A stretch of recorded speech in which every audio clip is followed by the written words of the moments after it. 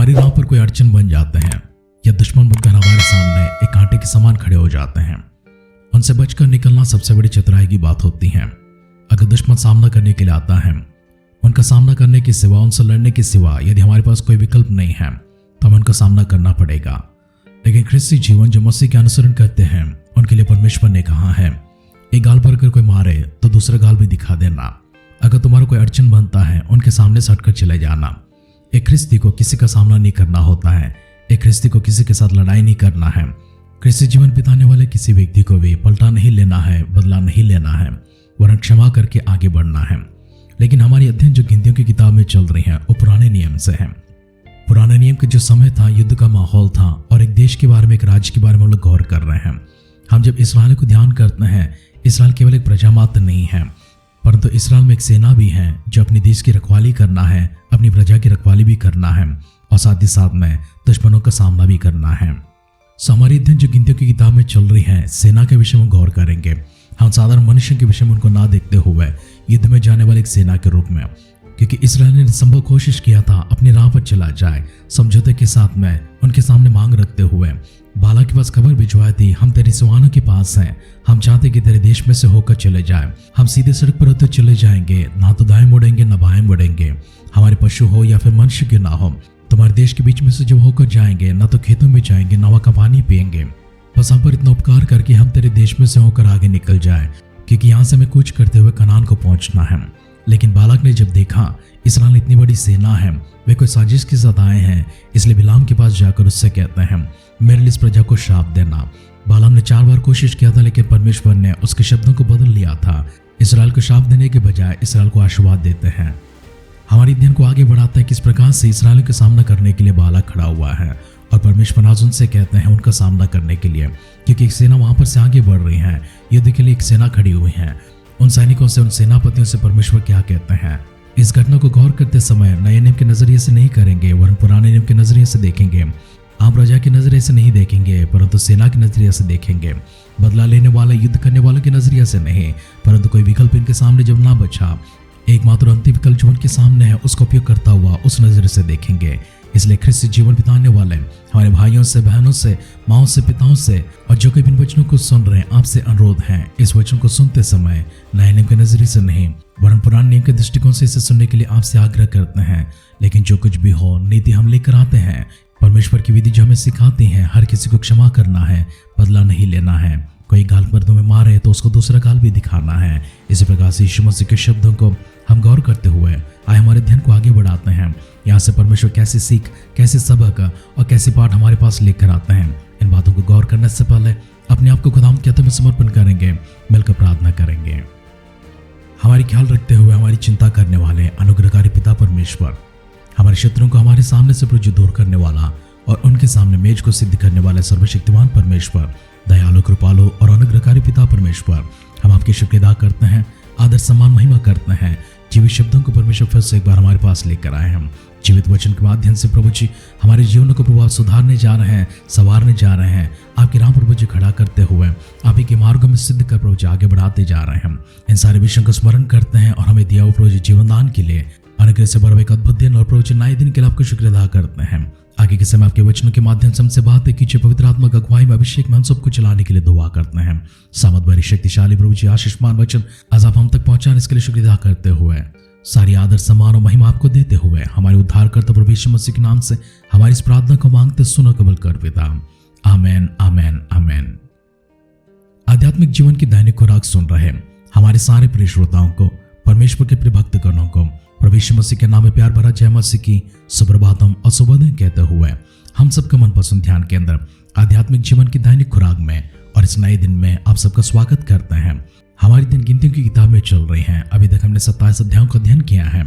28, 29 और 30 अध्याय में परमेश्वर ने फिर से एक बार मूसा को, इस्राएलियों को कहने के लिए, उन्हें स्मरण दिलाने के लिए अपनी वाचा की बातें, अपनी विधियों की बातें, अपनी व्यवस्था की बातें फिर से कह सुनाई हैं। इसलिए इन बातों को हम यहाँ से आगे बढ़ाते हुए सीधे 31 अध्याय में चलते हैं। आइए गिनतियों की किताब 31 अध्याय उसका पहला वचन से पढ़ते हैं।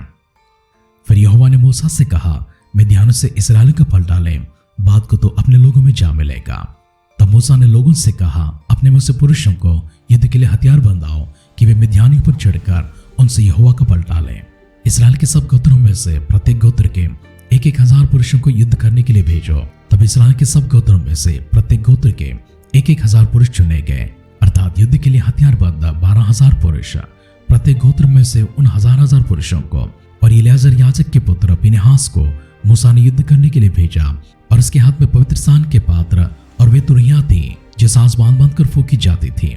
और जो आज्ञा यहोवा ने मूसा को दी थी उसके अनुसार उन्होंने मिद्यानियों से युद्ध करके सब पुरुषों को घात किया। और दूसरे जूजेबन को छोड़ उन्होंने एवी, रेकेम, सूर, होर और रेबा नाम मिद्यान के 5 राजाओं को घात किया।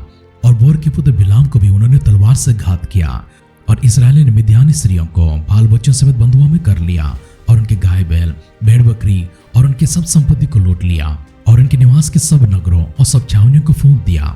तभी क्या मनुष्य, क्या पशु, सब बंधुओं और सारी लूटपाट को लेकर यरीहो के पास की यरदन की नदी के तीर पर मोआब के अराबा में छावनी के निकट मूसा और इलियाजर याजक और इस्राएल की मंडली के पास आए। तब मूसा और इलियाजर याजक और मंडली के सब प्रधान छावनी के बाहर उनका स्वागत करने को निकले। और मूसा सहस्रपति, शतपति आदि सेनापतियों से जो युद्ध करके लौट आए थे क्रोधित होकर कहने लगा, क्या तुमने सब स्त्रियों को जीवित छोड़ दिया?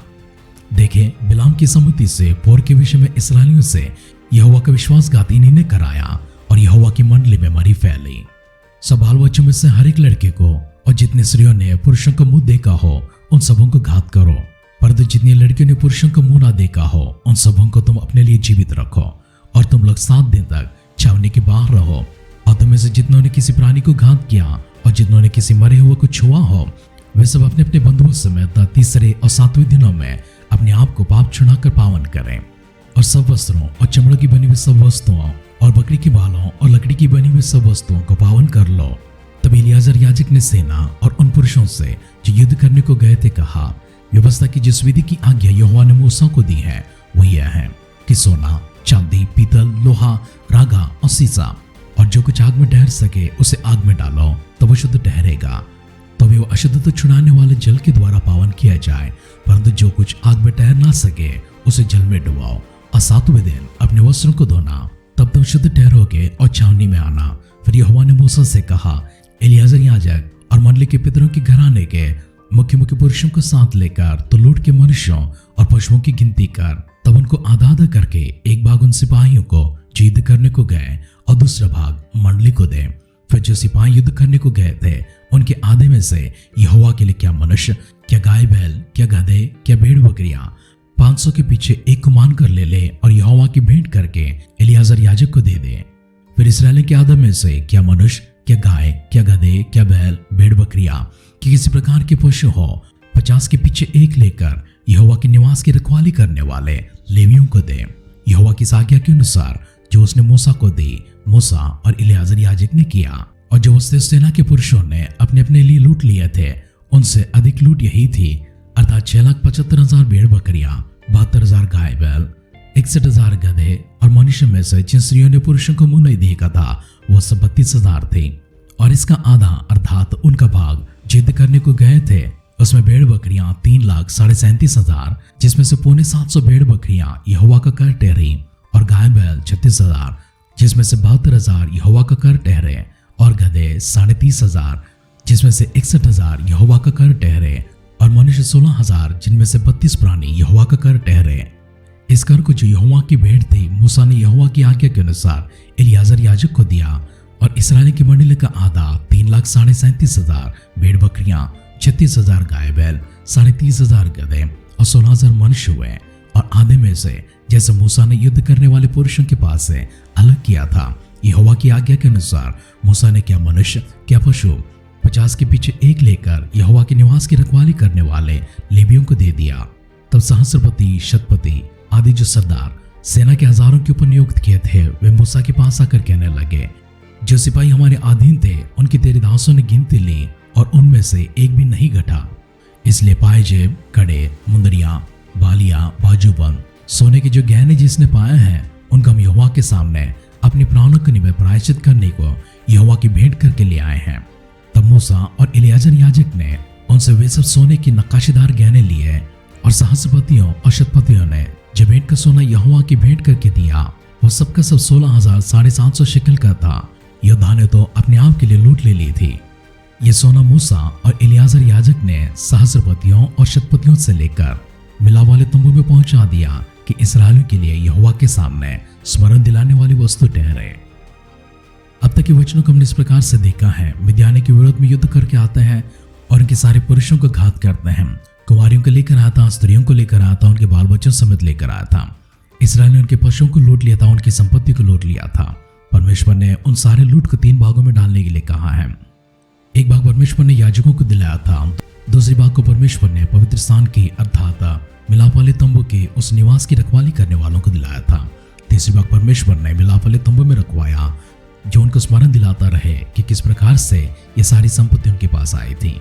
बिलाम जो परमेश्वर का नबी होकर भविष्यद्वक्ता होकर इसराइल को श्राप देने के लिए जाता है, इसराइली सेना जाकर बिलाम को भी मार देते हैं और युद्ध में जितने भी पुरुष थे उन सबों को मार देते हैं। युद्ध करके आने के बाद परमेश्वर ने किसी को भी सीधा निवास स्थान में या फिर अपनी छावनी में प्रवेश करने नहीं दिया, परंतु परमेश्वर ने उनको 7 दिन बाहर ही ठहराया है।